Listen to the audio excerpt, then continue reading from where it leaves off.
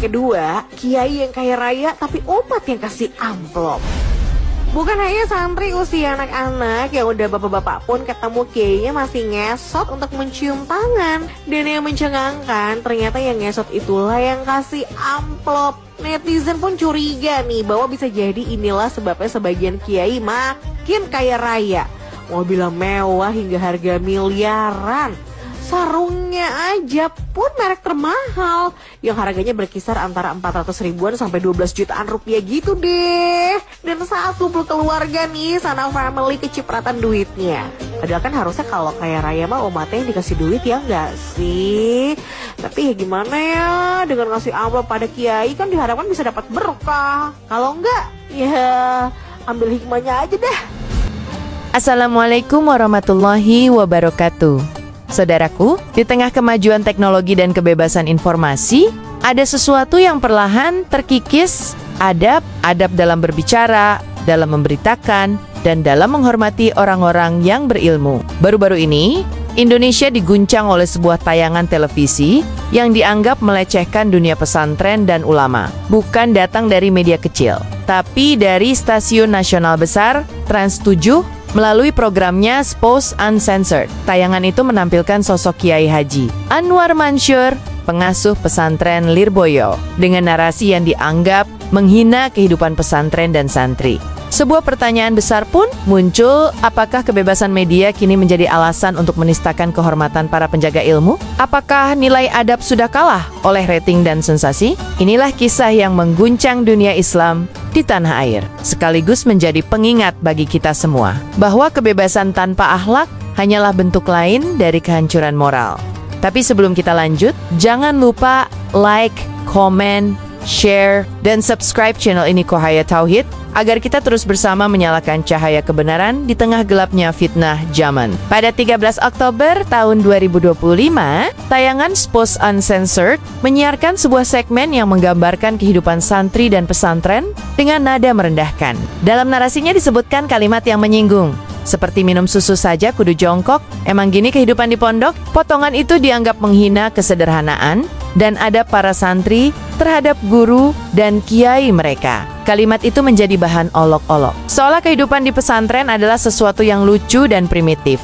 Padahal, bagi umat Islam, kesederhanaan di pesantren adalah simbol kemuliaan. Setiap tindakan santri mengandung nilai spiritual, menunduk di hadapan guru, bukan tanda lemah, tapi bentuk penghormatan terhadap ilmu. Ketika media menjadikan itu bahan candaan, artinya mereka tengah menertawakan adab Islam itu sendiri. Inilah yang membuat tayangan tersebut tidak hanya menyinggung individu, tapi juga menghina sistem pendidikan Islam yang telah membentuk karakter bangsa selama berabad-abad. Begitu tayangan itu viral di media sosial, reaksi keras datang dari berbagai penjuru, para santri, alumni pesantren, hingga masyarakat umum merasa tersinggung dan marah. Pondok Lirboyo, salah satu pesantren tertua di Indonesia, bukan hanya simbol pendidikan agama, tapi juga benteng moral yang sudah melahirkan ribuan ulama dan tokoh nasional. Penghinaan terhadap Lirboyo dianggap sebagai penghinaan terhadap seluruh pesantren di Nusantara. Potongan tayangan itu dibagikan jutaan kali. Media sosial pun ramai dengan kecaman dan doa bersama. Di banyak daerah, para santri menggelar istighotsah, bukan untuk membalas, tapi untuk menenangkan hati dan memohon agar Allah menunjukkan jalan bagi mereka yang sudah lancang menghina ulama. Bagi umat Islam, marah boleh, tapi doa tetap menjadi senjata utama. Dan doa para santri, saudaraku, tak pernah sia-sia. Menanggapi polemik itu, PBNU sebagai ormas Islam terbesar di Indonesia langsung mengambil sikap tegas. Mereka menyebut tayangan tersebut bukan hanya kesalahan teknis, tapi bentuk pelecehan terhadap dunia pesantren Anwar Mansyur yang difitnah melalui potongan tayangan itu. Bukan sembarang orang, beliau adalah ulama besar yang menjadi rujukan banyak pesantren di Indonesia. Maka ketika sosok seperti beliau dilecehkan, luka itu terasa hingga ke hati para santri di pelosok negeri. Majelis Ulama Indonesia, MUI pun bersuara lantang. Dalam pernyataannya, MUI menegaskan bahwa media harus memiliki batas moral dalam setiap penyiaran. Kebebasan pers bukan alasan untuk merendahkan simbol keagamaan. Mereka meminta pihak Trans 7 bertanggung jawab secara terbuka dan meminta maaf bukan hanya kepada pesantren, tapi kepada seluruh umat Islam.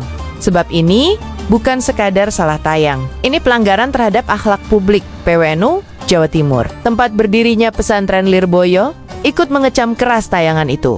Mereka menganggap narasi dalam program Spouse Uncensored penuh unsur provokasi dan tidak berimbang. Bahkan banyak pengurus pesantren menyebut ini adalah bentuk pelecehan sistematis terhadap tradisi Islam yang masih dijaga di tanah Jawa dalam sebuah forum terbuka. Beberapa ulama menyatakan bahwa penghinaan terhadap kiai adalah awal dari rusaknya keberkahan negeri. Masyarakat santri di Kediri pun bereaksi dengan damai, namun tegas. Mereka tidak turun dengan amarah, tapi dengan doa dan majelis. Di halaman pesantren, ribuan santri membaca syalawat dan istighfar, memohon agar Allah menjaga marwah ulama. Mereka menunjukkan bahwa meskipun dihina, pesantren tetap menjawab dengan akhlak. Itulah bedanya pendidikan berbasis tauhid. Ketika dihujat, mereka membalas dengan doa.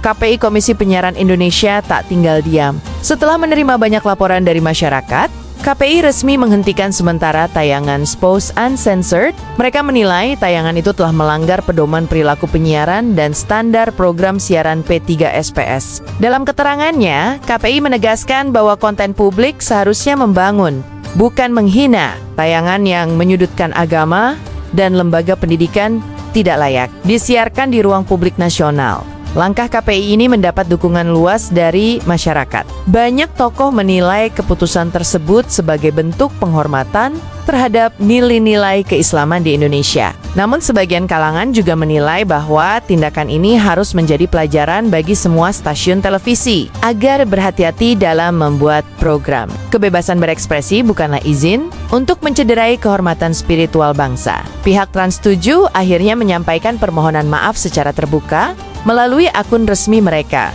Dalam pernyataannya, mereka mengakui bahwa ada kelalaian dalam proses penyuntingan konten dan pengawasan terhadap narasi yang digunakan. Mereka berjanji akan memperbaiki sistem editorial dan memperketat sensor agar kesalahan seperti ini tidak terulang. Namun, bagi sebagian umat, permintaan maaf itu dianggap belum cukup. Sebab luka yang ditimbulkan bukan sekadar kesalahan teknis, melainkan kesalahan moral. Umat Islam berharap permintaan maaf bukan hanya formalitas, tapi disertai niat tulus untuk belajar menghargai agama dan nilai-nilai Islam, karena maaf tanpa perubahan hanyalah kata tanpa makna. Bagi para santri Lirboyo dan pesantren lain, tayangan itu meninggalkan luka yang dalam. Mereka tidak hanya merasa dilecehkan, tapi juga disalahpahami oleh publik yang menonton tayangan tersebut tanpa konteks. Pesantren digambarkan sebagai tempat kaku, penuh aturan.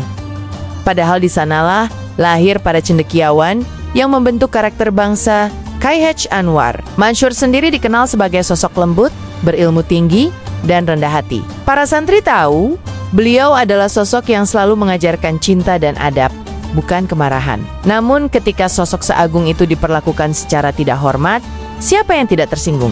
Tayangan itu telah membuka luka lama tentang bagaimana media seringkali menyepelekan simbol Islam tanpa memikirkan akibatnya. Tidak ada yang menolak kebebasan media. Islam tidak anti kritik, tidak pula menolak kemajuan. Namun kebebasan tanpa batas adalah kebebasan yang kehilangan arah. Dalam pandangan Islam, kebebasan harus disertai tanggung jawab dan akhlak. Rasulullah mengajarkan bahwa setiap kata yang keluar dari mulut manusia adalah amanah yang akan dipertanggungjawabkan di hadapan Allah. Maka media yang setiap harinya menebar kata-kata kepada jutaan telinga semestinya menjadi pihak yang paling berhati-hati dalam menata lisannya. Sayangnya, kini banyak media justru menjadikan agama sebagai bahan sensasi. Demi rating, demi klik, demi viral, nilai-nilai kesucian diinjak atas nama kebebasan berekspresi. Mereka lupa bahwa tidak semua hal bisa dijadikan hiburan. Adab santri yang menunduk di depan kiai bukanlah bahan lelucon, tapi cermin dari peradaban Islam yang tinggi. Ulama bukan selebritas, pesantren bukan komedi panggung. Mereka adalah warisan peradaban yang menjaga moral bangsa dari kehancuran. Kita harus sadar bahwa media adalah senjata. Ia bisa menyebarkan kebaikan, tapi juga bisa menghancurkan marwah agama jika salah digunakan. Maka umat Islam perlu menuntut agar media kembali pada jalur etika dan nilai, sebab kebebasan tanpa adab hanyalah jalan menuju kehancuran. Dan kehancuran itu saudaraku, tidak akan datang dari luar, tapi dari dalam. Ketika umat sendiri membiarkan kehormatan agamanya dihina tanpa suara, kasus ini seharusnya menjadi cermin bagi kita semua. Bukan hanya bagi Trans 7, tapi bagi setiap individu yang hidup di era informasi. Kita hidup di zaman di mana batas antara benar dan salah mulai kabur, di mana fitnah lebih cepat menyebar daripada kebenaran, dan di mana kehormatan seorang alim bisa dihancurkan oleh satu potongan video. Maka pertanyaannya, di mana posisi kita? Apakah kita ikut tertawa saat ulama dihina, atau kita berdiri membela kehormatan mereka dengan cara yang beradab? Rasulullah bersabda, "Bukan termasuk golongan kami orang yang tidak menghormati orang tua, tidak menyayangi yang muda, dan tidak menghargai ulama." Maka ketika kita diam saat ulama dihina, apakah kita masih termasuk golongan beliau? Dunia pesantren telah mengajarkan kepada jutaan santri tentang kesabaran, cinta, dan hormat pada guru. Namun dunia modern justru mengajarkan kebebasan tanpa batas, yang perlahan mengikis akar moral bangsa.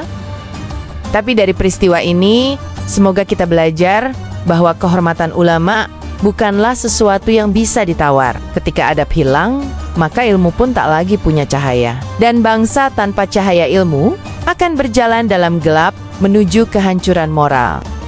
Ujian ini sebenarnya adalah peringatan dari Allah. Ketika para ulama dihina, ketika pesantren direndahkan, mungkin Allah sedang menguji. Masihkah umat ini peduli terhadap kehormatan agamanya? Atau kita sudah terlalu sibuk dengan dunia hingga membiarkan fitnah merajalela atas nama konten? Kita sering marah pada musuh luar, tapi lupa bahwa musuh terbesar kadang adalah kelalaian kita sendiri, membiarkan kehormatan Islam diinjak di depan mata tanpa tindakan nyata. Dari kasus ini, kita harus belajar dua hal penting. Pertama, bahwa dakwah harus terus hidup di tengah derasnya arus media. Jika media bisa memutarbalikkan fakta, maka kita harus melawannya dengan dakwah yang cerdas dan beradab. Kedua, umat harus menjaga persatuan. Jangan biarkan fitnah seperti ini memecah belah santri, ulama, dan masyarakat. Karena ketika umat terpecah, maka musuh akan semakin mudah menertawakan kita.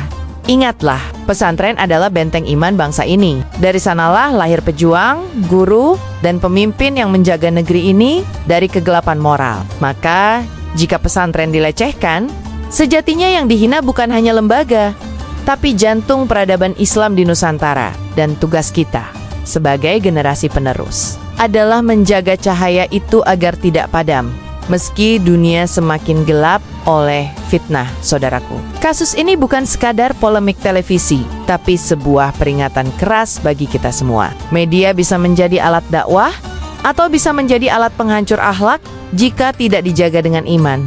Jangan pernah biarkan kehormatan ulama dan pesantren dilecehkan atas nama hiburan. Karena ketika umat Islam diam terhadap penghinaan, maka secara perlahan Allah akan cabut keberkahan dari umat itu. Mari kita doakan agar bangsa ini kembali punya media yang beradab, yang tidak hanya mencari sensasi, tapi juga berperan mendidik moral dan memperkuat iman. Doakan juga agar mereka yang khilaf segera mendapat hidayah, dan agar umat Islam semakin bijak dalam menyikapi fitnah zaman. Karena musuh terbesar kita bukanlah orang lain, tapi kebodohan dan kelalaian dalam menjaga kehormatan agama sendiri. Dan bagi kamu yang ingin terus menyebarkan cahaya kebenaran, jangan lupa like, comment, share, dan subscribe channel Cahaya Tauhid. Di sini kita terus berdakwah dengan ilmu, akhlak, dan cinta. Karena selama cahaya Tauhid masih menyala di hati umat, insya Allah kebenaran tidak akan pernah padam.